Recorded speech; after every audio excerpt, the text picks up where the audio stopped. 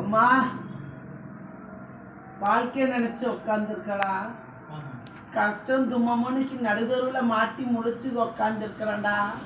இன்னைக்கு பழக்க வழக்கம் இருந்தாலும் தான் குடும்பம் நல்லா இருக்குன்னுட்டா ஒரு எண்ணத்தில் உட்காரேன். ஒரு பழவுக்கு ஒரு சொல்லுக்கு இறங்கி வர மாட்டேங்குதடாப்பா.